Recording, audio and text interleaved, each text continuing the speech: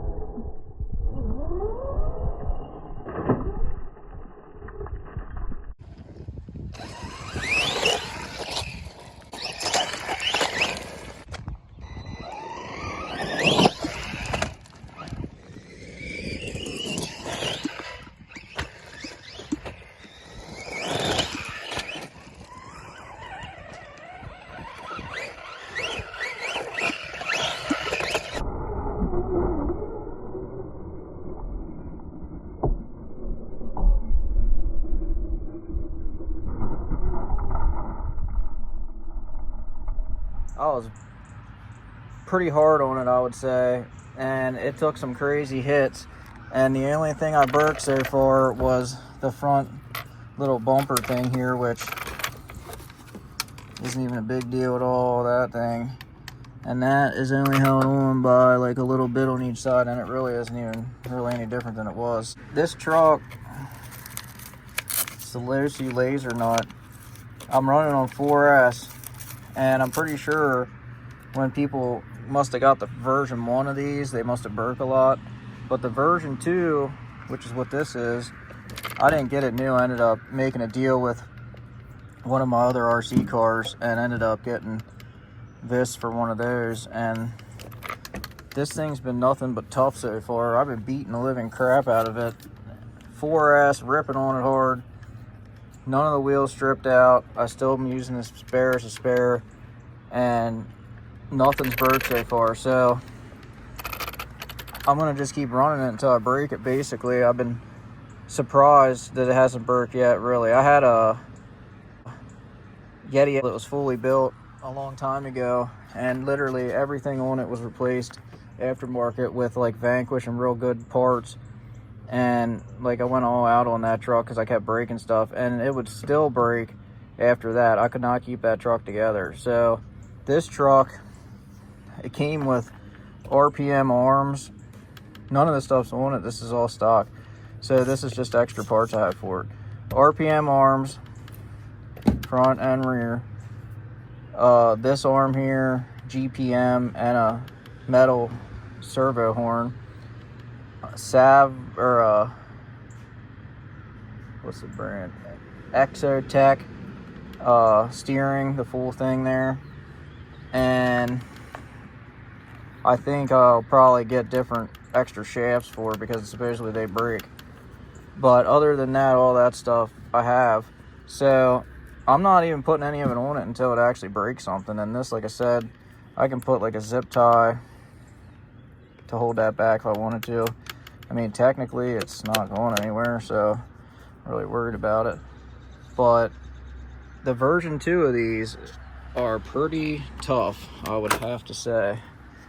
Out of all the RC cars I've had, that I didn't have a lot of bashers or anything, but I pretty much bash every RC car. I don't like bash it, but like I'm like U4 in this thing, like hardcore Ultra 4 stuff, like launching it up hill climbs and launching it downhill climbs and probably ramping it maybe, I don't know.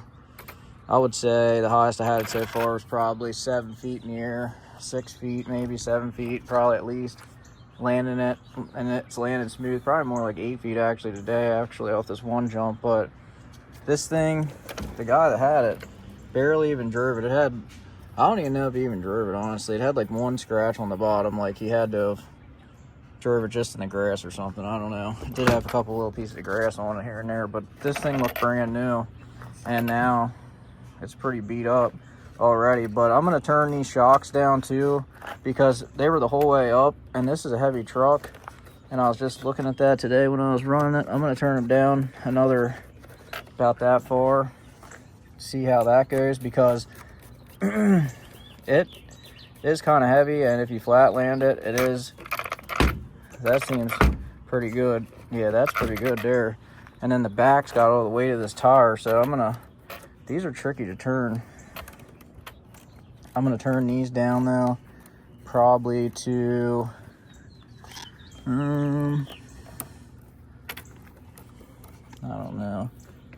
I would say 3/4 of the way down. That's probably close there. I'll try to get it like 1 or 2 more turns, but it would be cool to have one of these all built up. Another thing I was thinking of, maybe since all the steering stuff I'll have aftermarket eventually, I was thinking about probably putting a better servo in, because that is probably the only complaint I have about this truck is the servo is pretty weak. And really the problem with it, I think, is the servo saver system setup in it. Like, it lets it just like flop back and forth too easy. So I think I might do that. I mean, look at all that play in there that's a lot of play for a racing RC style car. I'll probably do the that's probably good there.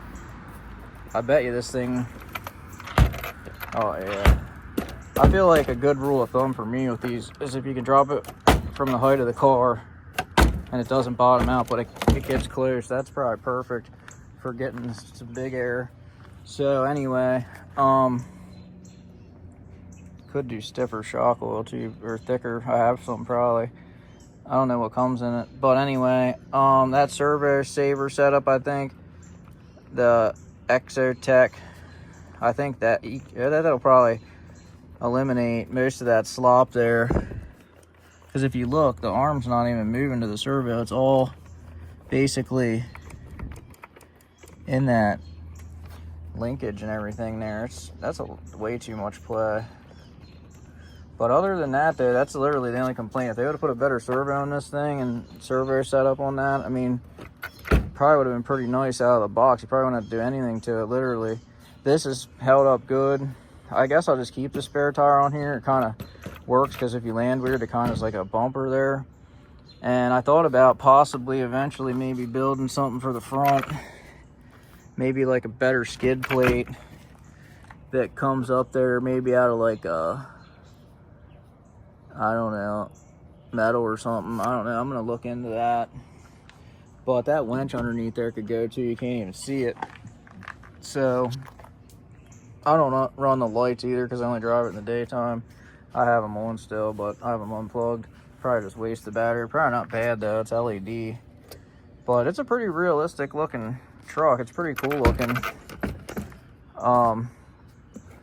And like I said, so far I'm really happy with how it's held up, especially all the reviews I was reading. I was kind of getting second thoughts about trading it. I was like, man, I don't know, this thing's probably just gonna break on me all the time, like my Yeti.